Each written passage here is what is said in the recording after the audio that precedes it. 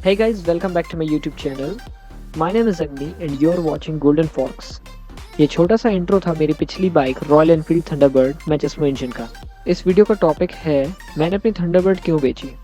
Royal Enfield की bikes इतनी ज़्यादा पसंद की जाती हैं कि उनकी डिलीवरी में 3 महीने तक की वेटिंग मिल जाती है। हर एज ग्रुप में रॉयल एनफील्ड के लवर हैं। मेरी थंडरबर्ड 2010 मॉडल थी और उस वक्त ये मॉडल रॉयल एनफील्ड का बेसिक इंजन पैटर्न में लॉन्च हुआ था, जो कि मैचेसमो इंजन था, जिसका इंजन 17.64 किलोवाट का पावर प्रोड्यूस करता था, जो कि 40.85 न्यूटन मीटर टॉर्क देता था 3500 आरपीएम पर। और मेरे हाथों में ये बाइक आई थी 2016 में। अब इस बाइक में जो सबसे बड़ा चैलेंज मुझे फेस करना पड़ा वो था किक स्टार्ट।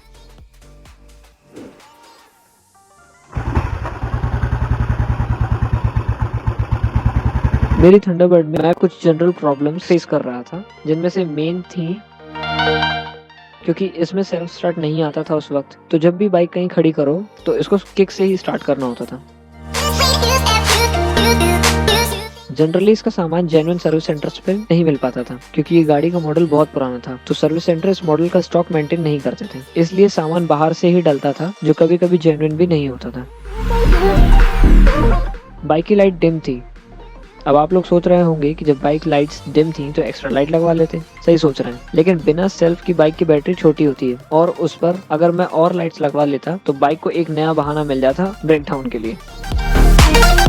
एक बार बाइक के इंजन रॉकर की गियर शाफ्ट घिस गई, जिससे बाइक का इंजन अजीब सी टक टक की आवाज करने लगा, तो उस पार्ट को मंगवाने में पूरे 2 महीने लग गए और पार्ट भी नॉर्मल कॉस्ट से 2 टाइम्स कॉस्टली आया।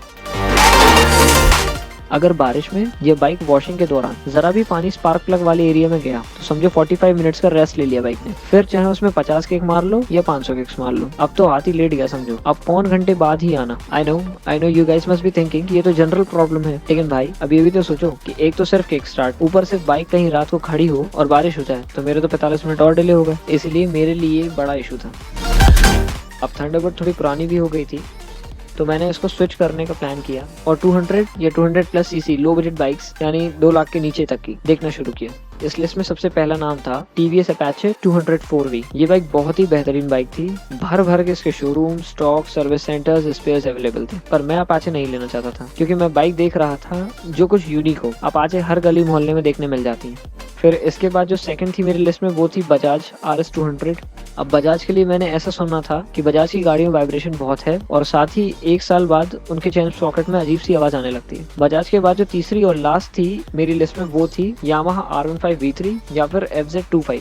यामाहा की बाइक्स के इंजन ड्यूरेबल होते हैं और इनमें वाइब्रेशन भी मिनिमल होता है, मीडियम आरपीएम पे। तो कुल मिलाकर जैसे तैसे ये फाइनल हुआ कि यामाहा की बाइक लेना ही ठीक रहेगा और मैं क्रूजर सेगमेंट की थंडरबर्ड से स्विच कर रहा था, तो मुझे ऐसी बाइक चाहिए थी जिसकी सीटिंग कंफर्टेबल हो और लॉन्ग राइड्स हैसल फ्री हो और साथ ही पिलियन सीट ज्यादा ऊंची ना हो, वरना पीछे बैठने वाले को मन में एक डर बना रहता। Then I chose Yamaha FZ25 और ये कुछ फोटोज हैं मेरे बाइक की डिलीवरी के टाइम के।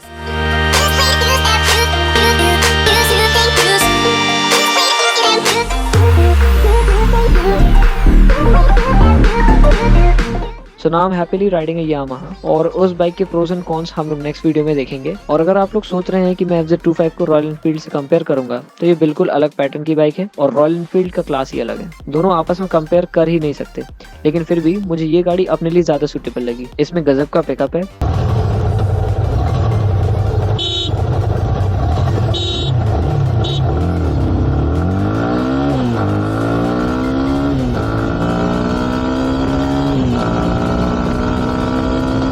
और इसी वजह से मैं अपनी बाइक का नाम चीता रखा है। तो मैंने क्यों थंडरबर्ड स्विच की, आपको एक छोटा सा किस्सा कैसा लगा मुझे कमेंट सेक्शन में जरूर बताइएगा और मिलते हैं नेक्स्ट व्लॉग में। Till then signing off, ride hard, ride safe. Agni this side.